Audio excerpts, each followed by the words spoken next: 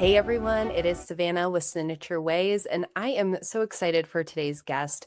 He is honestly a beast in our industry, and he hasn't been in this for so many years, but yet his knowledge seems like he has been.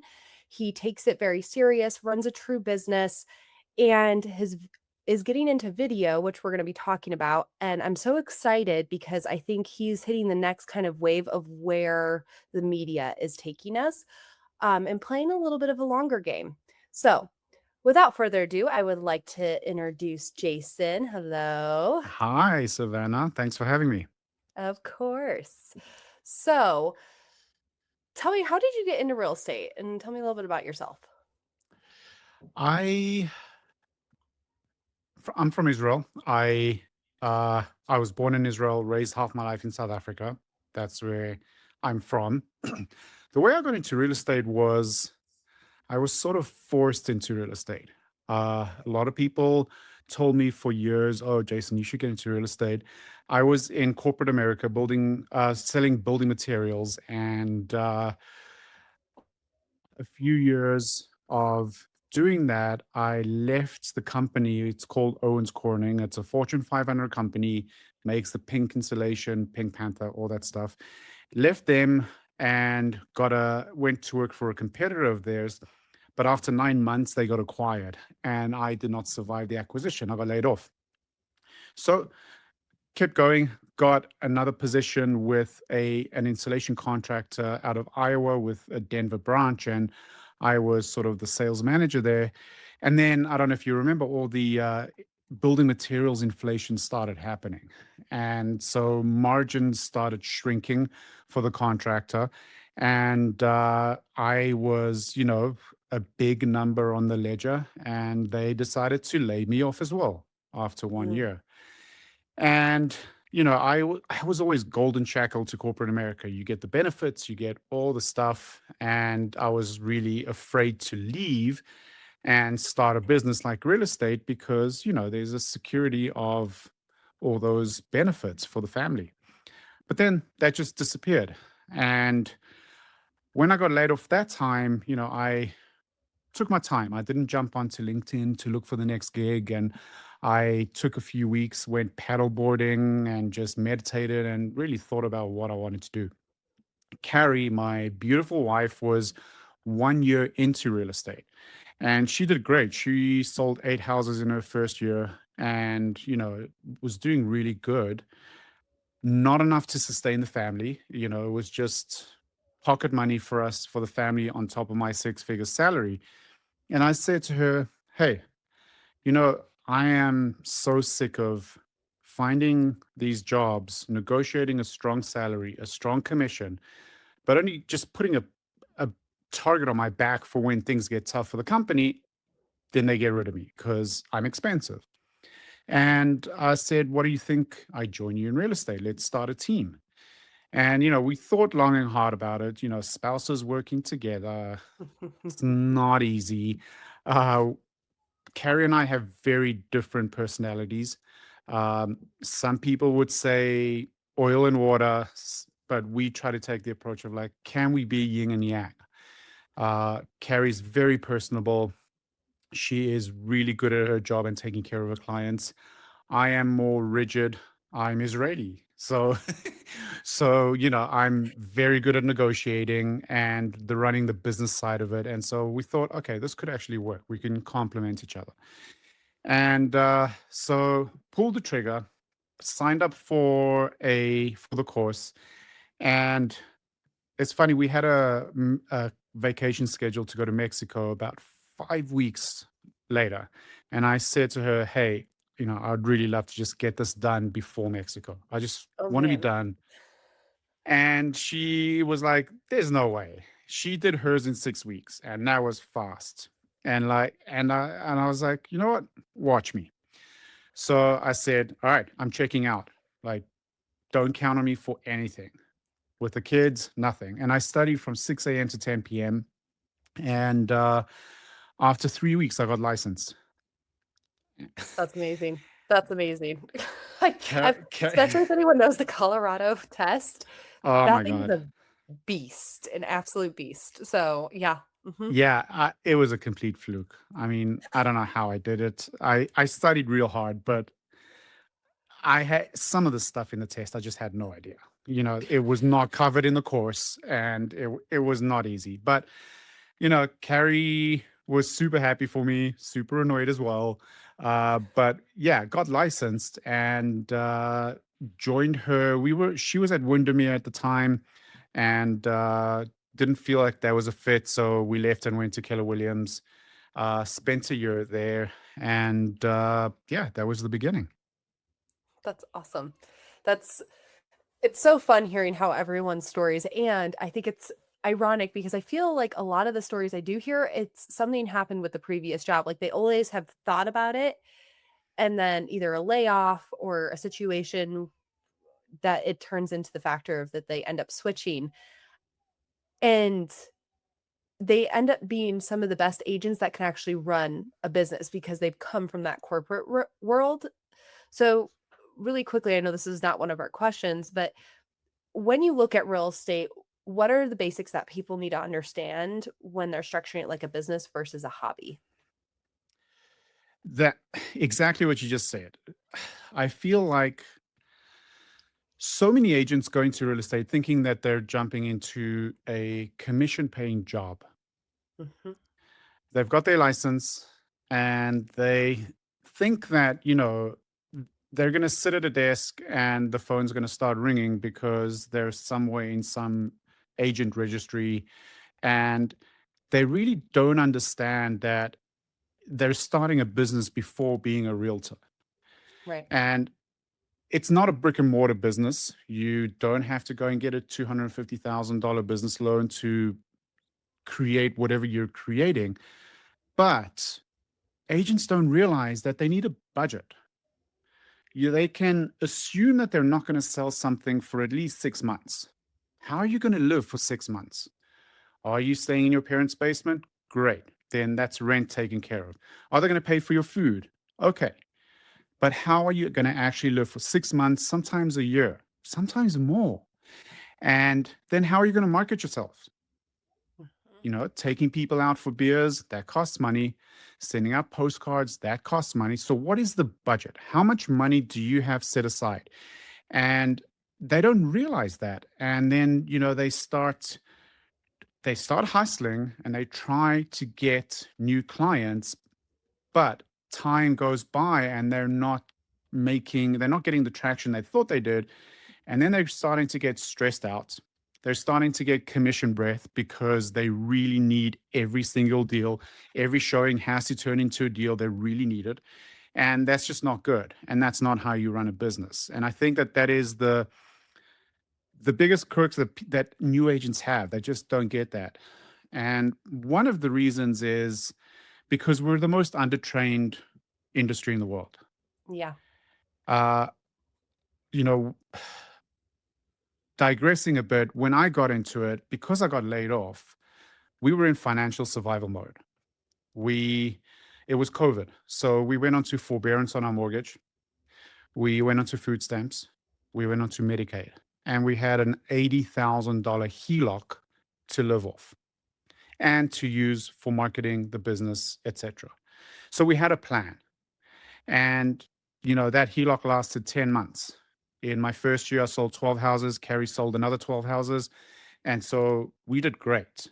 But we had a plan. Like we knew how we were going to do this. We didn't just say, all right, I'm jumping into real estate. Let's see what happens. And every deal we get, we'll pay the mortgage and no, we had an actual plan. Yeah. But going into Keller Williams, I was very lucky. Um, at Keller Williams, you get these free coaches.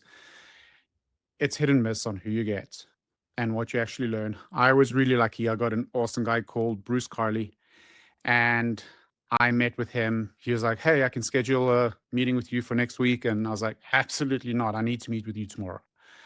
And I said to him, "Bruce, I'm in survival mode.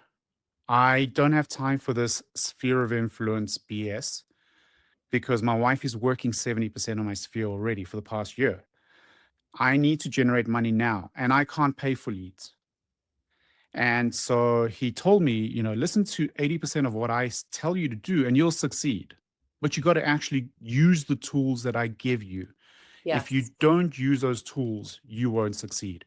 So we sat down and, we looked at lead gen pillars and, I had no interest in cold calling. Can't believe people still do that today. But decided, okay, I'm going to do open houses and then I'm going to door knock around my open houses. Bruce was amazing. He brought in another amazing soul called Mark Solomon, who is the king of open houses. Yes, he And is. Mark, uh, it was funny. He brought Mark into the Firestone office to do a class about it, and I got COVID and I couldn't go. And I was like, Bruce, I can't come. And so he organized like the webcam, and I just listened to it online and really did everything, almost everything that Mark said. And so in my first year, I sold 12 houses. Roughly 67% of those houses were from open houses. Hmm. But I thought And open houses don't work. no, they don't. It's just an urban myth. Oh, okay. Yeah. And so the other thing, besides understanding having a business plan when you're getting to real estate, is like you got to get coached. You got to get mentored. And there's a difference between a mentor and a coach. And I still get coached 7 years in. I still have a coach. I pay a fortune for coaching. Uh, I'm not even going to say how much. And it's been a huge part of my success because there's always you can be at the top of your game, but you're never at the top of the game, Mm, right? And when you get coaching, it's okay to switch coaches because it's inevitable that you're going to tap a coach out. Like there's only going to be so much they can give you. That's what they specialize in. And so I consistently switch coaches in the coaching company that I'm with. And my next one, I'm like, okay, what do I need now? I need systems. My systems are outdated. Who's a good systems coach in the company? Pick that person. So I still get coached. I will always get coached. My coaches get coached, and the owner of the company, Tom Ferry, he gets coached. He's got like 5 coaches. He probably spends $50,000 a month on coaching, yep. right? And so that is another important aspect. Like you can't just get into real estate and think that because you got your license, you know anything. You don't. You just got taught how not to get sued, right? Hopefully. That's it. It's real estate law. That's all. Yeah. So sorry, that was a bit of a rant, but I feel like No. those are the two things that agents miss. They don't have a business plan, and you don't need a sophisticated business plan. You just need to know where the dollars are coming from to live and to market, and they need to be coached. Yeah. Oh, and I think one of the biggest things is like when I see agents first have their first like commission check, they go out and they buy a brand new truck or, go and they're like, wow, because it can be a huge amount on your first transaction and it can be really exciting and overwhelming. And yet, if you don't know how to treat that money, then you'll never be running a business and you'll always be in survival mode versus building something that's a legacy through real estate. So you're saying they shouldn't get a Tesla? I mean, some do. I'm very aware. Um, I just would caution you. I mean, if you need a new car because you need to be able to get, to your showings, then Hmm. maybe. But I just feel like it shouldn't be your first purchase. I when I started, uh, the job that laid me off, the last one was in Denver. So I had an F-150 truck and I sold it because I was just putting too many miles on it in the commute and depreciating it. So I swiped my credit card and bought a 2011 Toyota Corolla, a piece of junk, but it got me to Denver. It was super reliable. And then I got into real estate, and Carrie was like, okay, what are we going to do about your car? Because a lot of it, real estate is image, right? It is. It is. And I was like, I'm not doing anything. I'm not tapping into the HELOC to go buy a new car. I can't even qualify for a loan at that point. And I would pull up to these like $1.2 million open houses in a Toyota Corolla that I can't even close the trunk because all my open house signs are standing up. And I would pull up into these houses in this car, and I still sold 12 houses. Yep. And Carrie was like, "Oh my god, I cannot even watch this." But it got the job done, and I kept my costs down. And after probably 14 or 18 months, I went ahead and bought, traded that in and bought a real car. That's see, though, I feel like every time too you hear, a real estate mogul in this industry, they have that story. They have that car. They have, a desperate situation they're crawling out of. And I think that's what gives you the ability to go, okay, we're going to treat this as a business and this is how we're going to run things and have respect in the sense of what you're able to do for people and create the life you want. Yeah, absolutely. Just be Yeah. smart. Yeah. Yes. I remember I was taking my my real estate school. They were like, we just need like a common sense bar. Like, can you pass the common sense before you get Hmm. licensed? So, yep, Yeah, absolutely. love it.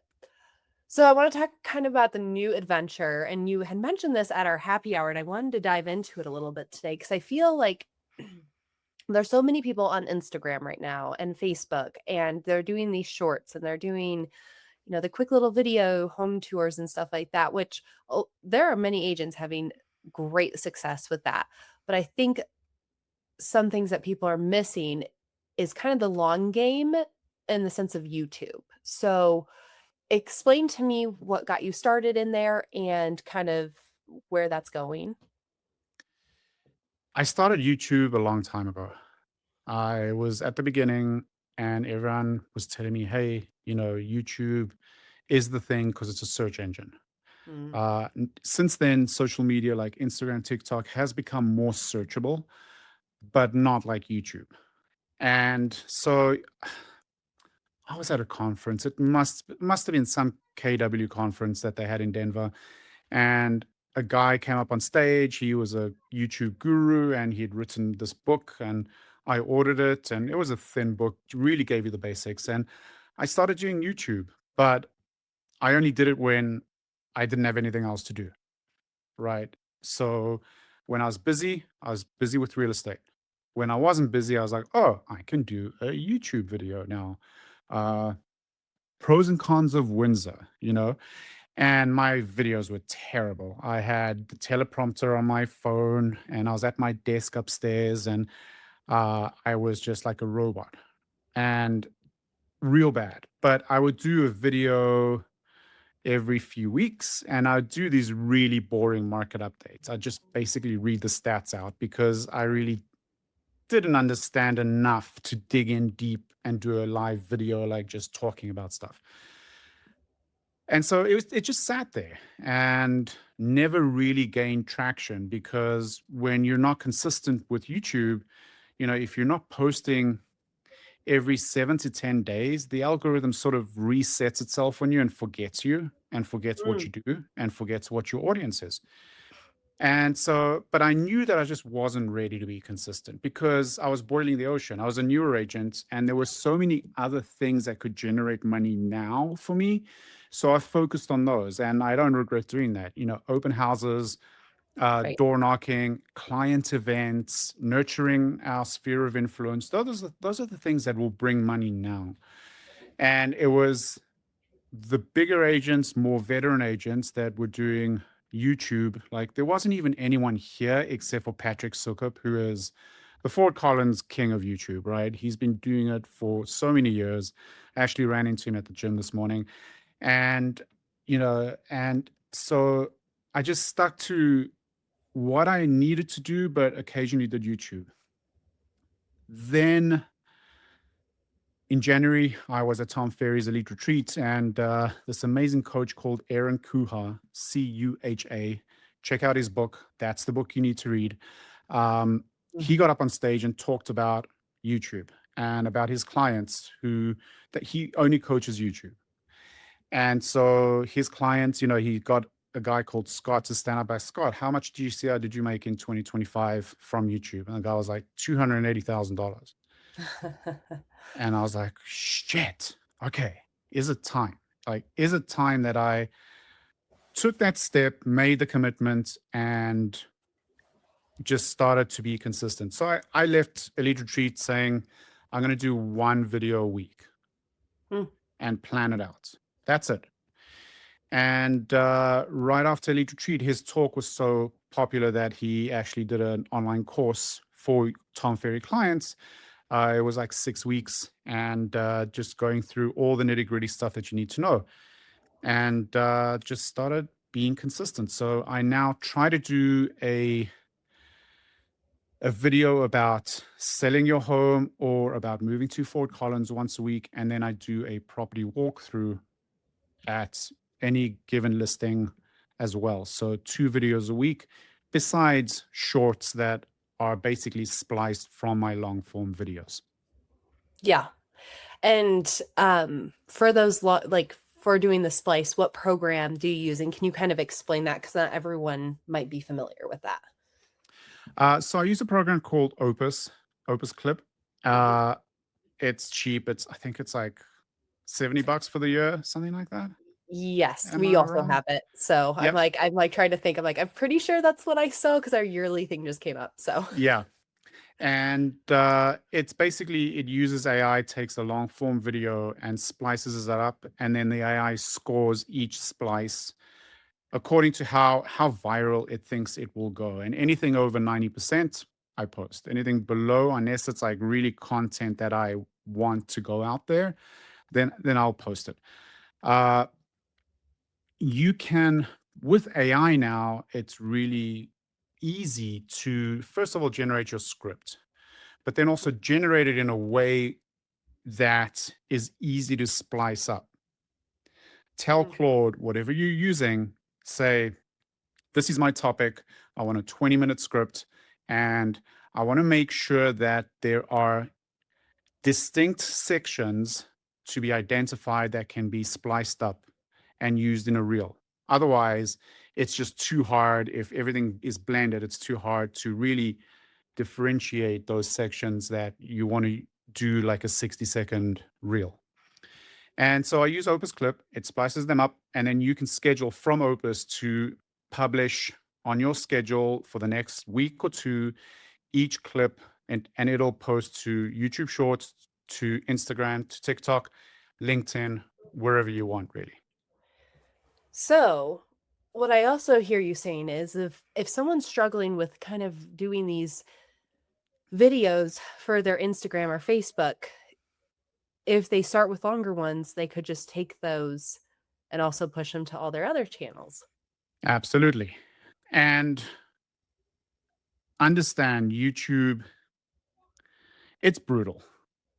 You don't get the dopamine release that you do from social media. Yeah. You don't get the 6, 7, 1,000 likes, or sorry, views that you get from social media. It is brutal.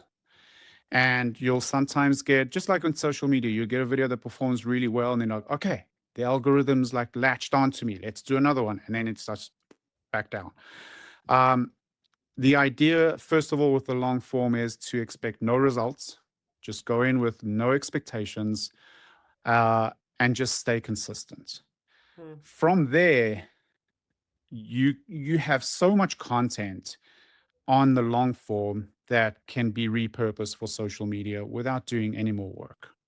So it really should start with YouTube, but you need to research and be strategic on how to do that. Because it's a search engine, you need to make sure that the subject that you're talking about is something that is currently being searched by people. S- Uh, yeah. So what is common right now in Northern Colorado? Houses are sitting. Yeah. Anything that is slightly overpriced, houses are sitting. That means that there are frustrated sellers. And so what how can we tap into that? What is the search? What are they searching on Google or Why is my house on not AI? selling? Why isn't my house selling? Or why is my house not selling? And there are programs that you can use to figure all that out. You can use Answer the Public. It's $10 a month. You can put in your short form keywords, um, Fort Collins house not selling, and then it'll analyze and tell you exactly what the longer form search terms are that are being searched currently. And you have to be quick. That's what's being searched right now. It could be for the next few days, could be for the next week, 2 weeks, but it's not forever, right? So you get that, create your video, don't spend a ton of time editing it. You don't doesn't have to be flashy. Authentic is now the rage, and get it up there, and then understand how to get it up onto YouTube. Your description is full of keywords. The video itself is full of keywords, but your primary keywords need to be right at the beginning in the first minute, because YouTube understands these things. And everything can be done with AI. It's so much easier than it was a couple of years ago. You just need to tell AI exactly what you want to do. It's amazing. I'm like, What were we doing without AI before?" Like, had I don't I know, I know. like, maybe this It's is why I have a insane. little more time in my days now because, yeah, I'm like, I rely on it so heavily. But every Ah, generation has that, right? Can you imagine yeah. before the online MLS when they had to wait every 2 weeks to get the MLS book in the mail? Yeah, no, cannot Mhm. imagine at all. So, I love that. So, you kinda tapped into it, not having to be flashy. What are things that you would say you should have? Is it okay if you're just recording off of your phone? What would be some tips? Maybe it is starting on your phone, but what would you do once you kind of get going with that? I think technologically, the most important thing is your sound. Mm, If you're investing in something, invest in a microphone, because YouTube does not like bad sound, and people will just doom scroll to the next video when you have bad sound. Actually, my last video, this was a 23-minute video. By the way, the longer your video on YouTube, the better, yes. because YouTube has more opportunities to push out commercials and make money from your video. So they'll push your video out more. So I did a 23-minute video that actually took me 40 minutes to record. It was one recording of 40 minutes. I kept screwing up, walking around my table, back to the teleprompter, to scroll to the right point, coming back, and I'm like cursing. And I So are we sent, getting the blooper video? No. yeah, it's all there. Uh, and then I sent it to my editor, and he's like, Jason, the sound's off. Was your microphone on? Oh, And I was like, God damn it. And I listened to it. I'm like, yeah, the microphone's off. And big thing they say, look, create the content. If it's not perfect, just put it up. It'll be fine. It'll be better the next time, right? So I was like, screw it. Just try and use something to soften the voice. And he edited it. I put it up, and I regret not doing it again, because sound is super important. It's the nervous system. yeah. It's people can't deal. It's very sensory, right? So people Mhm. can't, they can deal with blurry images or video or not so great, but sound taps right into your brain, and it annoys people when it's not good. So I would say invest in a microphone, then invest some light, and just use your phone. The cameras on the phones these days are amazing. That's all you Yeah. need. So a couple of tripods, but um and I'm using a Shure. I just After that terrible video, I got my Shure microphone, which is like $350, but you don't need it. A $20 lapel microphone is really what you need to get I'm started. like, "Here's mine, it's obviously not hooked up today." So I love that you're talking about this, and I'm like, "Great." Melanie's gonna be like, "By the way."